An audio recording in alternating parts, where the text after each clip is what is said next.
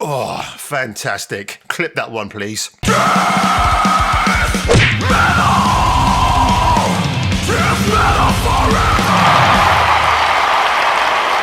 Well, howdy doody, folks. It's Monday, the 21st of February. I had to check my computer clock down below. Computer clock. It's the 1980s all over again. And what's so bad about that? But Thursday coming in the UK, it is Freedom Day, the day where we can take off our clothes and our masks and walk around and not worry about the C virus anymore, let alone the T virus.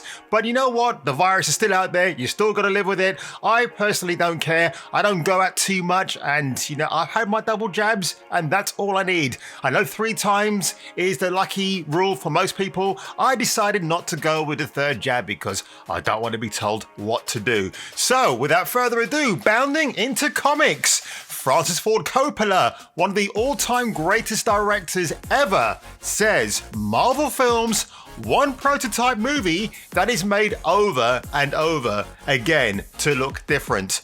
Is he wrong? I don't think he is, actually. The man has got a point. Let's forget this is a man who was part of the 1970s movement with Steven Spielberg, Martin Scorsese, and one George Lucas. Yep, they were pals together, watching each other's films, critiquing each other's movies and work. It was a pretty good time if you're around in the 70s.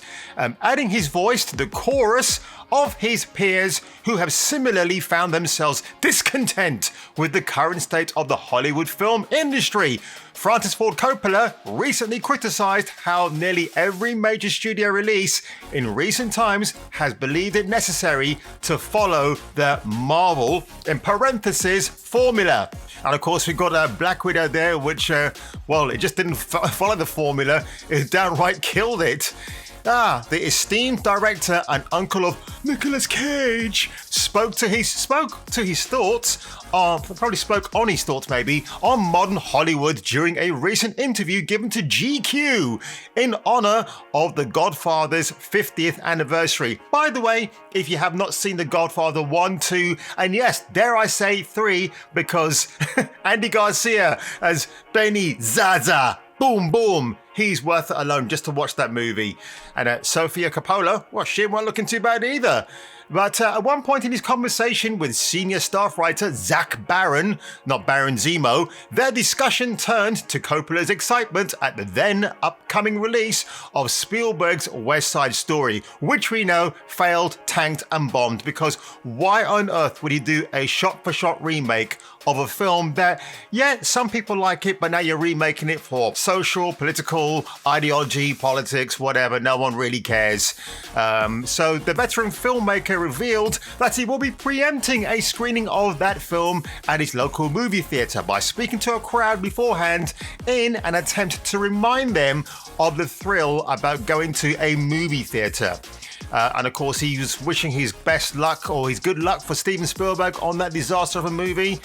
And what is a Marvel picture? He then asked before explaining. A Marvel picture is one prototype movie that is made over and over and over and over and over and over and over again. And so on, and so on, and so on. Coppola further noted that this was not just limited to the actual films produced by Marvel themselves, but other studio blockbusters as well, asserting even the talented people. You could take Dune, made by Denis Villeneuve, an extremely talented, gifted artist. And you could take No Time to Die, directed by Cary Fukunaga, who was almost Me Too'd and probably still will be, extremely gifted, talented, beautiful artists. And you could take both these movies and I could go and pull the same sequence out of them both and put them together. The same sequence where the cars crash into each other, he elaborated.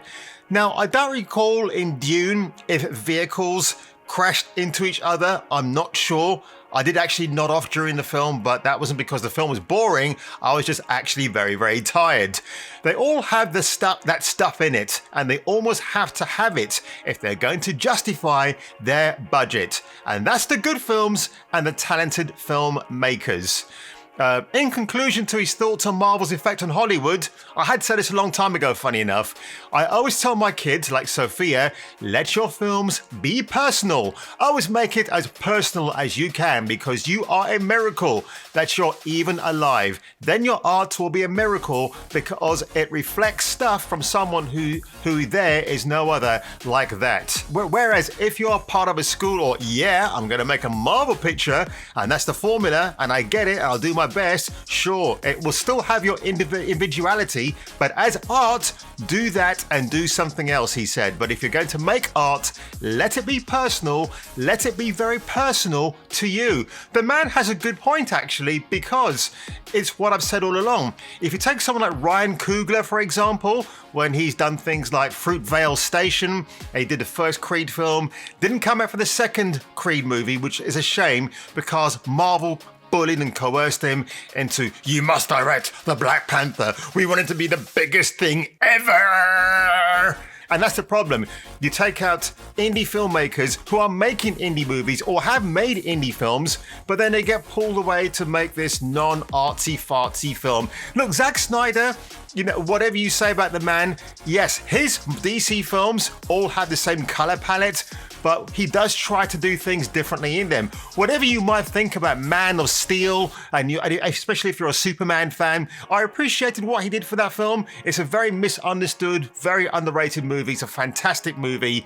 But this kind of brings me on to another. Well, by the way, if you want to see some good Francis Ford Coppola movies, obviously I mentioned the Godfather trilogy. There's Finian's Rainbow from, I think, 1968. Then he had Gene Hackman in The Conversation. And then you had, of course, Apocalypse Now. I love the smell of napalm in the morning. Yeah, go and watch that. The Rainmaker with Matt Damon. And The Outsiders, Rumblefish, Diner, which has a very funny scene involving a dong and popcorn. I will say no more than that. So Francis Ford Coppola, and Martin Scorsese. I know Scorsese got a lot of flack for his comments, but I think he was absolutely right. I think the Marvel Cinematic Universe, if its bubble hasn't burst yet, it soon will do. But speaking of all things Marvel, now before I go ahead with this article, if you don't want to know what I'm about to drop spoiler-wise, avert your eyes now. A few moments later.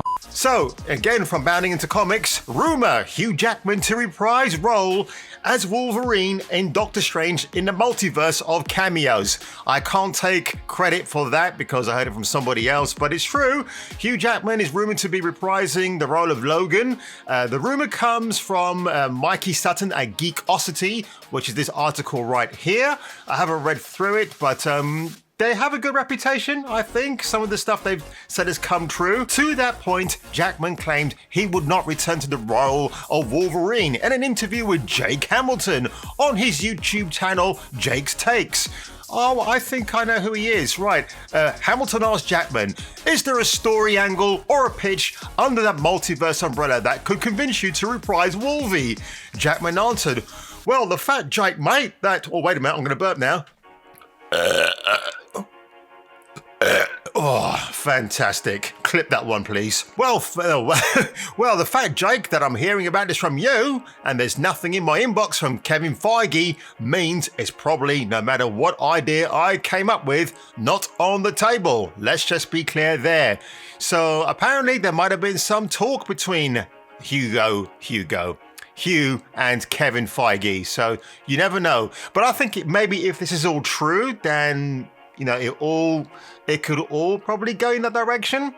And of course, Ryan Reynolds famously wanted Hugh Jackman to be part of the Deadpool sequel, but it never happened, which is a shame. I don't know why Hugh Jackman felt he had to back out of that after Logan. But here's the real kind of warts and all of this article, actually, which I do like to see. Because, look, we know already in the Doctor Strange reveal that Patrick Stewart's like a 99% certainty he's going to be back there. But what I do like about this, it goes on to point out that Jackman came on board because Marvel was able to get Patrick Stewart to return to the role of Xavier. However, this version will be a variant of Professor X and not the same version shown in Logan, which kind of makes sense. But what I do like here, while describing a scene where Wanda is at a farmhouse playing with her two fake children, the alleged leaker states Professor X, Magneto, and the original trilogy X-Men, Famke Janssen, with the bad surgery job now, as Jean Grey, Halle Berry as Storm, James Marsden as Cyclops, and Hugh Jackman as Wolverine, are in this scene in comics accurate yellow costumes. A battle reportedly ensues that also involves the Fantastic Four, with the leaker saying Jean Grey and Wolverine do damage to Wanda, but she then uses Jean Grey's power against Wolvie, and he slowly gets incinerated like in the X-Men The Last Stand. And I don't look. All I'll say is this, okay? If you've seen Spider-Man No Way Home, we obviously had the return of Charlie Cox as Matt Murdock, not Daredevil. And of course, in Hawkeye, Vincent D'Onofrio returns as the Queenpin because he's so cut at this point. Why are we calling him the Kingpin for? It's so strange. And look, this Doctor Strange movie, it could be really, really good. I've heard through a reliable source in the know that the film is absolutely bonkers, but nothing further than that. Obviously, if there's going to be I don't know if this is going to be at the level crazy madness that it was with Spider-Man No Way Home last year. I don't know if it will reach those proportions, but you know, if this all happens, if it all fits into place and people gravitate towards Doctor Strange 2 in the multiverse of constipation, you never know. You could have a big hit. Am I looking forward to it? Yes. I have seen this before. I could end up leaving thinking, I thought this was a Doctor Strange film, but it was all about Wanda Maximoff, despite how gorgeous and sexy Elizabeth Olsen actually is in that skin-tight outfit. Woo! Good God. But anyway, that's my little video for today. I've got a beauty of a video coming up later this evening, folks. So if I were you, check me out on my next review.